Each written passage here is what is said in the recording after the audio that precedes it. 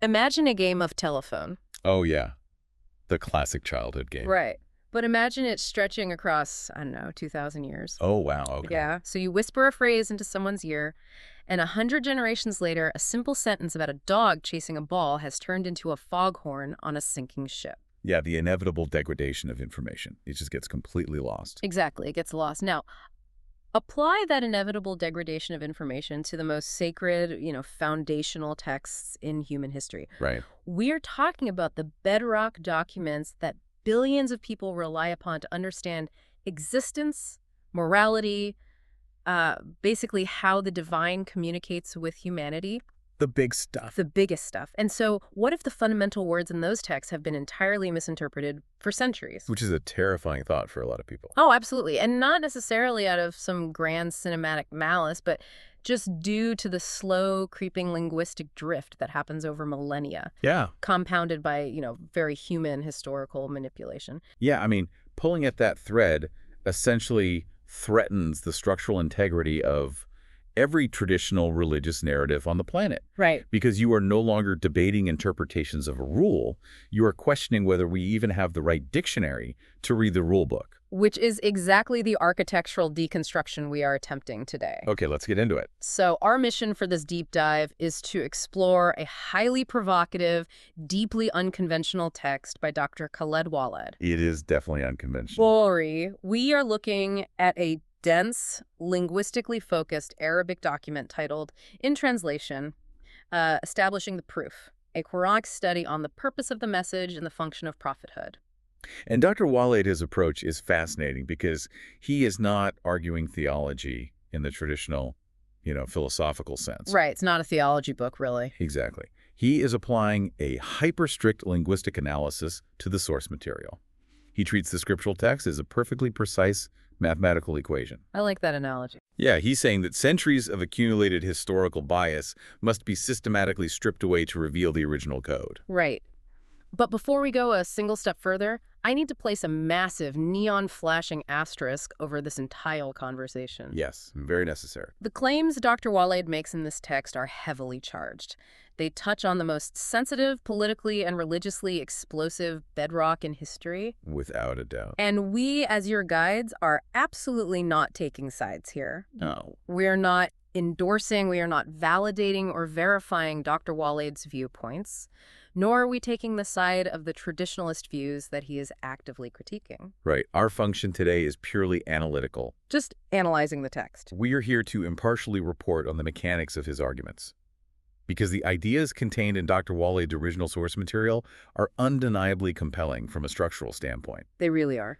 And so we're simply examining the blueprint of his argument to understand how he arrives at these huge conclusions. So, to start, if we are going to understand how the divine communicates with humanity according to Dr. Waleed, we actually have to reevaluate the biological definition of the recipient. Okay, who's receiving the message? Exactly. Who or what is actually receiving the message? Dr. Waleed begins his entire framework with a radical categorization of humanity. This is where he splits the definitions, right? Yes. He draws a rigid biological boundary between two Arabic terms that almost every standard dictionary and traditional scholar treats as interchangeable synonyms. Right. Those terms are insan, generally translated as just human, and bashar. Right. And treating those words as synonyms is, according to Dr. Waleed, the first massive error of traditional interpretation. Because in his view, there are no synonyms in this text. Exactly.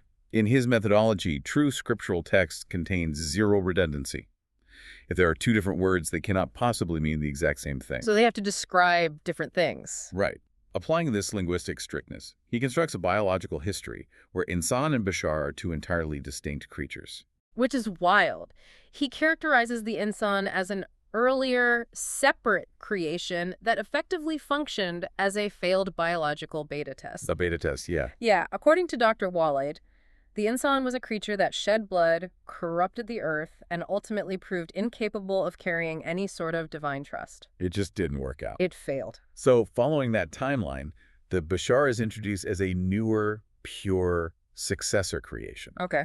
Dr. Waleed uses the term khalifa, meaning a successor or steward, to describe them. I've heard that term before. Yeah, but the critical distinction he draws here isn't merely behavioral or moral. Right. It's entirely physiological. Right. He argues the Bashar was created to physically replace the flawed insan. And this physiological claim is where his text takes a massive departure from abstract theology. It's very literal. Extremely literal. Yeah. Dr. Waleed asserts that God equipped the Bashar with a highly specific anatomical mechanism located in the head. Like an actual physical thing. Yes, he refers to it as a dedicated revelation area. So he is arguing for literal anatomical hardware. Not a metaphor. Right. This is not a poetic metaphor for having a receptive soul or an open heart or something. No. Because the Bashar possesses this specific physiological trait, they possess the capacity to receive direct telepathic messages from the divine. And the insan didn't have this. Exactly. The insan, being biologically fundamentally different, simply lacked this capacity altogether. So the easiest way to visualize this mechanical difference is to think of a built-in radio receiver. Okay, yeah. You have the insan wandering the earth, maybe looking somewhat similar to the Bashar, but they are completely deaf to the divine broadcast. Because they don't have the receiver. Exactly. They are biologically missing the antenna. Right. But the Bashar, this new successor species, comes with the hardware pre-installed. They are natively tuned to pick up the divine frequency. And based on that biological hardware upgrade, Dr. Waleed applies his linguistic parameters to the concept of prophets. Okay, so how many prophets are there in his view? He states categorically that there are exactly 24 pure prophets in history. Wow, just 20. Yes. This lineage starts from Adam, whom he identifies as the first of the Bashar, and continues all the way down to Muhammad. I mean, 24 is an incredibly specific and restricted number. Very restricted. Which completely upends the traditional religious narrative, because traditionalists say there are thousands of prophets. Look, like hundreds of thousands, traditionally. And he goes even further by anchoring this biological phenomenon to a specific geographical footprint. Yeah, this part is really interesting. He pinpoints the geographic center for this divine to Bashar connection as the land of Palestine. Okay. Through his linguistic decoding, he identifies this specific region as the Egypt of the Quran and the land of Canaan. Wait, the Egypt of the Quran is Palestine? According to his specific reading of the roots, yes. He argues that this geographic location is intrinsically tied to where this physiological telepathy, A hardware. right, this divine connection actually operates. It's geographically locked. Okay, so if we accept this premise, just for the sake of the argument, we have a specific species, the Bashar. They're walking around with literal biological antennas in a specific geographic zone. Yep. The immediate problem becomes the frequency. Right. How does the signal get there? Exactly. A radio receiver is totally useless if you don't understand how the broadcast is being transmitted. Yeah. How does Dr. Waleed think God is actually sending the signal to this specific hardware? So Dr. Waleed addresses this by delving into the mechanics of revelation, which is known as wahy in Arabic. Why? Okay. Operating on his foundational premise, he states that God does not speak to the corrupt insan under any circumstances. Because they can't hear it anyway. Exactly. The broadcast is exclusively for the Bashar. And within that broadcast, he categorizes 3 highly specific mechanical types of revelation. 3 types. Okay, what's the first one? The first is direct telepathy. He defines this as the truest sense of the word why. Right. It's a direct, silent, wireless data transfer of information straight into that physiological receiver in the Bashar's head. Like a direct download. Exactly. The second type he describes as revelation from behind a veil. Right. And he uses a very modern analogy for this, comparing it to a direct telephone call. Which is a great way to picture it. The telephone analogy implies a real-time, active dialogue. Yeah. There is an exchange, a back and forth of taking and giving information, but without direct visual contact. Hence the veil. Right. The veil remains intact, but the conversational channel is open and active. Okay, so we have a direct telepathic download and we Right. have a veiled two-way phone call. Yep. But historically, almost every major scriptural narrative involves angels. Gabriel is everywhere in these texts. Oh, absolutely. So where do angels fit into Dr. Waleed's mechanical framework? That constitutes his third categorized type of revelation. Okay. Communication through an angelic messenger. Got it. So instead of a direct telepathic ping or a two-way veiled conversation, the divine utilizes an intermediary. Like a middleman. Exactly. The angel acts as the courier, delivering the specific data packet directly to the Bashar's biological receiver. Okay, so far, this system sounds highly exclusive. Very. I mean, we have just 24 individuals with the proper clearance, operating in a specific region, receiving data through 3 specific channels. Right, it feels like a very closed loop. But then Dr. Waleed radically expands the scope. This is where it gets really broad. Yeah, he notes that, based on his strict linguistic reading, revelation is not actually restricted just to prophets. Not at all. He points out that the text explicitly states God sent revelation to Moses' mother. Right. Even more surprising, he highlights passages stating God sent revelation to the bees. The bees, yes. By pointing out that a mother's instinct to protect her child or a bee's geometric precision in building a hive are also operating on a form of divine Waleed.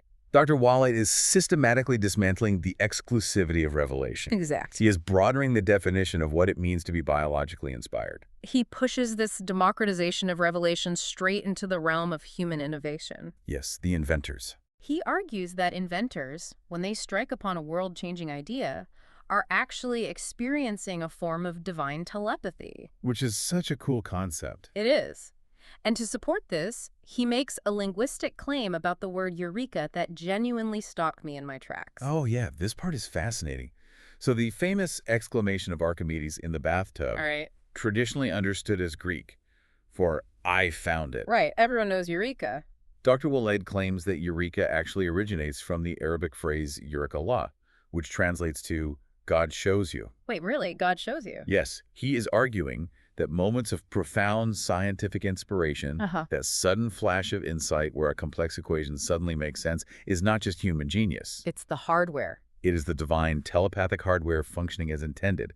God is literally showing you the answer. But hold on, I have to push back on the timeline here. Okay, go for it. Archimedes was a Greek mathematician living in Syracuse in the 3rd century BCE. Yeah. The Arabic language, as we structurally understand it today, didn't solidify until centuries later. Yeah, traditionally speaking. So how does Dr. Waleed reconcile claiming an Arabic root for an ancient Greek event?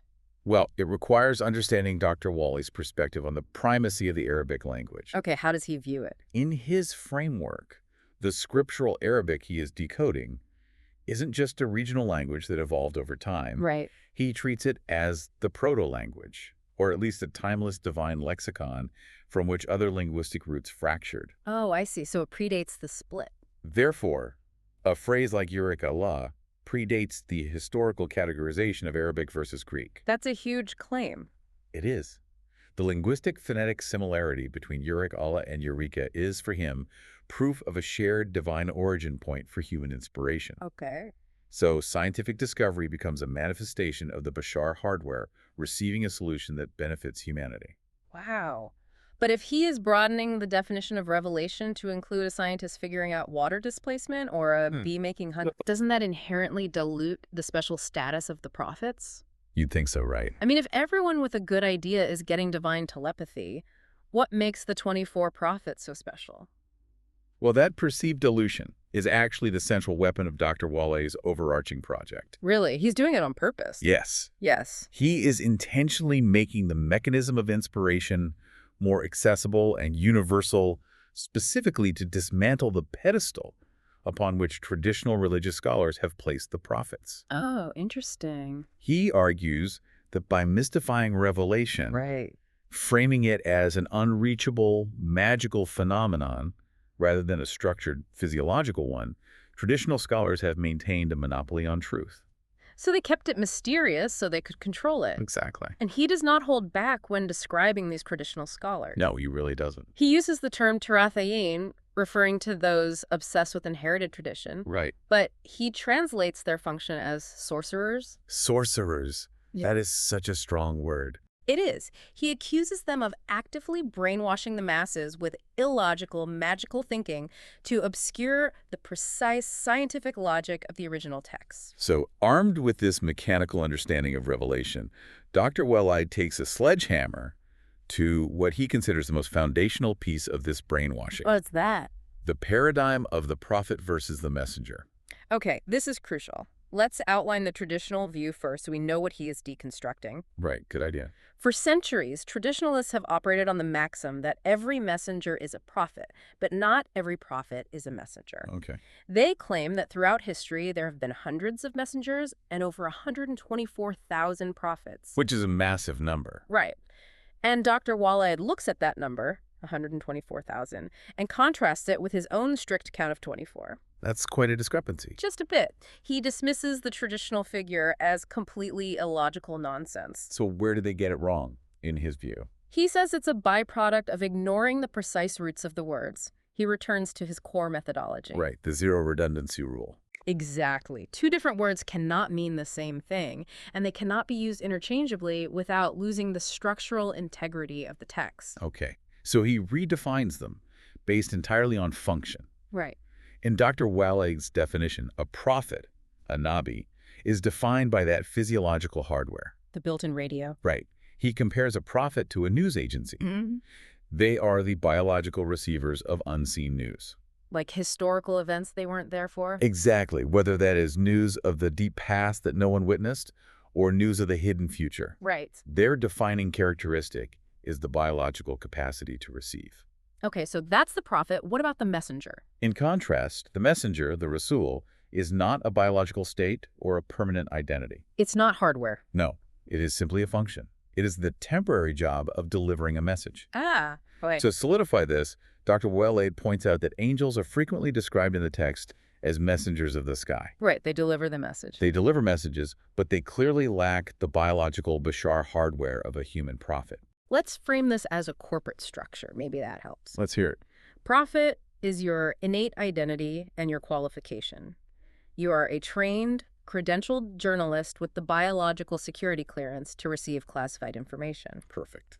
Messenger, on the other hand, is the task of being the paperboy. Just the paperboy? Yeah, Yes. It's just the physical act of taking a printed piece of paper and handing it to a subscriber. Right. Using that structural analogy, Dr. Waleed introduces a claim that completely inverts the traditional script. Okay, what is it? He agrees that naturally every prophet automatically becomes a messenger. Sure. If the journalist writes the article and then hands it to you, they are acting as the paperboy in that moment. They are delivering the news. Right. However, he argues that not all messengers start as prophets. Oh, because anyone can deliver the newspaper. Exactly. You do not need a journalism degree or the innate biological hardware of a prophet to simply take a message that already exists and pass it along to a target audience. Right. The stakes of this specific linguistic separation are astronomical for Dr. Waleed. How so?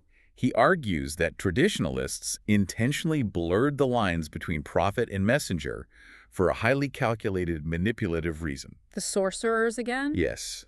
By minimizing the human biological reality of the prophets and elevating them into quasi-magical, infallible beings. Right, making them superhuman. Traditionalists created a mystical loophole. Okay, a loophole. And what exactly were they trying to smuggle through that loophole? A second revelation. A second revelation. Yes. Dr. Waleed is targeting the vast collections of traditional sayings and actions attributed to the prophet, the hadith, which were compiled long after the original scriptural text. Okay, I want to make sure I understand the mechanics of this manipulation. Let's break it down. If you are a medieval traditionalist scholar and you want to consolidate political and social power, you need a way to legislate everyday life that the original text might not cover. Right, the original text only covers so much. So, if you convince the masses that the prophet isn't just a biological receiver of specific divine messages, but a magical being whose every single utterance is divinely inspired.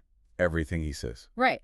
Then you have effectively created an infinite well of new laws. You have articulated his exact critique. Wow. Dr. Waleed argues that by fusing the temporary function of the messenger with the biological identity of the prophet, traditionalists were able to attribute their own political, social, and cultural traditions to God. That's a massive accusation. He views this second revelation as a massive historical fabrication. Lies attributed to the divine that corrupted the pure, original precision of the text. So he's trying to separate them back out. Yes, by separating the biological receiver from the delivery mechanism, Dr. Waleed is trying to lock down the text, arguing that only the specific delivered message is divine, not the everyday human who delivered it. That makes sense within his framework. But to prove this theory, that someone can absolutely function as a messenger before they ever reach the biological or spiritual status of a prophet, he provides a complete radical retelling of standard religious history. He really does rewrite the timeline. Yes. He begins by pointing to historical precedents within the scriptural text itself. Like who? He argues that figures like Ishmael and Moses acted as messengers long before they achieved what he calls the age of prophethood. Okay, so they were delivering messages early on. Right. Moses carried the message of Jethro, and Ishmael carried the message of his father, Abraham. I see. They were functioning as messengers, the paper boys, before their own internal prophet hardware was ever activated. Which sets the foundation for what is arguably the most controversial, paradigm-shifting claim in his entire text. And this is the big one. He takes this exact logic and applies it to the timeline of Ahmad, the man who would eventually become the Prophet Muhammad, Right. and his relationship to Jesus. Okay, unpack this for me, because it blew my mind. So Dr. Waleed's strict textual literalism leads him to assert that Ahmad was initially just a messenger. Just a paper boy? Yes. Crucially, the message he was carrying was the established message of Jesus. Wait. Roughly 500 years after Jesus lived. He is claiming that the man who founded Islam spent the first part of his life as a messenger for Christianity. Yes. Dr. Waleed argues that Ahmad was a unified Christian. And he doesn't just theorize this, right? No, he points to specific historical marriage customs as his primary proof. Let's talk about the marriage. He focuses on the well-documented historical event of Ahmad marrying Khadija when he was 25 years old. Which is a standard historical fact. Right. But the pivotal detail for Dr. Waleed is that this marriage was supervised and officiated by her relative, Waraka bin Nawfal. Okay, and who was Waraka? Waraka was an established Christian priest. So Dr. Waleed frames this like a legal deduction. Exactly. He points out the sociological reality of the 6th century. It was a very different time. Yeah. Christian marital law, especially in that region, maintained incredibly rigid boundaries. Very strict. It was a closed community system. A Christian priest would never officiate a marriage between a Christian woman and a pagan or a member of a different faith. It wouldn't happen. Therefore, if Waraka officiated the marriage to Khadija, Ahmad had to have been legally and communally recognized as a Christian himself. And Dr. Waleed uses this historical deduction to completely rewrite the spiritual timeline. Okay, walk me through his new timeline. In his framework, Ahmad was a faithful Christian messenger, carrying the established message of Jesus to his local people. For years. Yes, it was only much later in his life, upon reaching a specific age of prophethood, Right, when the hardware turns on. that God activated his physiological receiver. Wow. Only then did God breathe his spirit into Ahmad, transitioning him from a messenger of Jesus into the Prophet Muhammad, tasked with receiving his own final, unique message.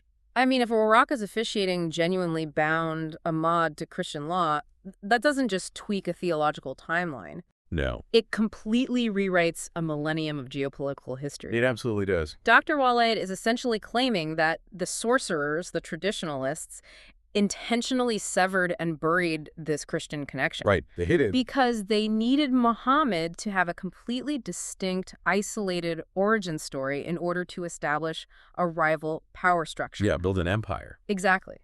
They erased the unified timeline to fuel centuries of enmity, division, and wars between Christians and Muslims. Keeping them as warring global empires. Right, rather than recognizing a shared sequential origin. It is a profound argument about how history is curated by the victors and the scholars. Truly. By insisting on this literal interpretation of the text and historical events, Dr. Waleed is advocating for a fundamental original unity between two global faiths that have largely defined themselves by their opposition to each other. Which is strangely beautiful in a way, despite how controversial the method is. Yeah, it really is. But if the timeline is actually unified, and the message from these various prophets has been consistent throughout history, it raises a glaring historical paradox. It should. Why has history shown that prophets are almost universally rejected by their societies? Right, they don't have a great success rate. Exactly. If they fail to get followers, what is the actual point of sending them? So Dr. Waleed addresses this paradox by observing a consistent historical rule within the text. Okay. Believers are always a fragile, tiny minority. Always.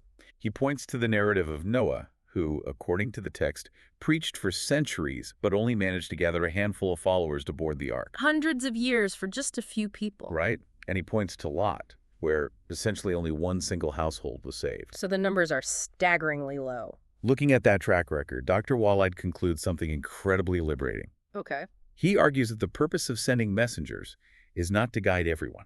No. In fact, he argues that guidance, the actual metaphysical act of taking a human being from darkness into light, of changing their heart, is strictly and exclusively God's job.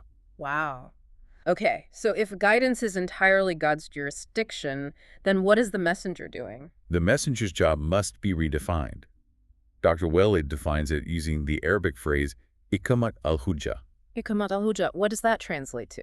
It translates to establishing the proof. Establishing the proof. Yes. So the sole singular job of the messenger is to make sure the message is delivered so clearly and so undeniably that humanity is left with absolutely no excuse before God. Exactly. They are a delivery mechanism for accountability. That entirely removes the savior complex from the messenger. Completely. The messenger does not have the power or the burden to save anyone's soul. No, they're merely the mail carrier delivering a certified letter. Just getting the signature. Right. Once they collect the signature of receipt, their job is fundamentally complete. From a modern perspective, this is a radical shift in how we view success. Oh, absolutely. Today, we judge every message by its engagement metrics. How many followers? How many converts? What is the market penetration? We want things to go viral. Right. Dr. Waleed is saying the messenger's key performance indicator, their KPI, is strictly delivery, not conversion. The stakes of that delivery, however, dictate the survival of entire societies. Because of the accountability. Right. Dr. Waleed outlines two highly specific conditions that must be met before God enacts judgment or destroys a corrupt nation, based entirely on this concept of the proof. Okay. What are the two conditions? The first condition is that the message must reach what the text calls the mother of cities. Mother of cities. Dr. Waleed interprets this as the intellectual, political, and cultural elites of a society. Ah. The message cannot simply be whispered in an obscure rural village. Right, it can't be hidden away. It must be delivered into the halls of power. It must reach the demographics who possess the educational capacity and the societal influence to truly comprehend the complex implications of the message. Because true accountability requires true comprehension. Exactly. Which leads to the second condition. Right. These elites, having fully understood the established proof, must actively and consciously commit the injustice of rejecting it. It has to be an act of choice. Passive ignorance doesn't trigger destruction. Only active, informed defiance does. This framework shifts the ultimate responsibility of belief entirely off the shoulders of the prophet or the messenger. It's all on the listener. Yes. The burden is placed squarely onto the individual listener's intellect and their own free will. The messenger sleeps soundly knowing they delivered the mail. Exactly. And if the elite intellects choose to throw that mail into the fire, the resulting destruction is entirely on their own hands. That is heavy.